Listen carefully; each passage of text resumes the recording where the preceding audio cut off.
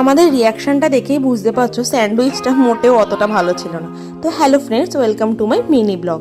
কালকা থেকে সিমলা যাওয়ার পথে আমাদের এত খিদে পেয়ে গেছিলো যে আমরা যা পাচ্ছিলাম তাই খাচ্ছিলাম। স্টেশনে নেমে একটা গাড়ি বুক করে আমরা চলেছিলাম হলো আমাদের হস্টেলের উদ্দেশ্যে। আমরা হস্টেলই বুক করি, একটু সস্তায় পড়ে আর বেশ ভালোও লাগে। গিয়ে আমরা আবার খাওয়ার অর্ডার করে দিয়েছিলাম।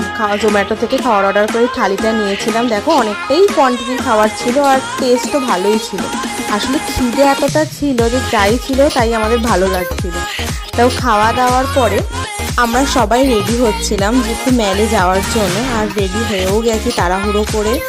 আর এতটাই ঠান্ডা ছিল যে আমরা কোনো মতে স্নান করে, আর রুমের অবস্থাটাকে পুরো বেহাল। এসে আমরা রুমটা তোমাদের দেখাবো। আর এই হলো আমাদের ফাইনাল লুক। তো তারপরে আমরা বেরিয়ে পড়লাম। আকাশটা দেখো দারুণ লাগছে, পুরো ছবির মতো। তো আজ এই অবধি মেলে গিয়ে আমরা কী করলাম সেটা থাকবে নেক্সট মিনি ব্লগে। বাই।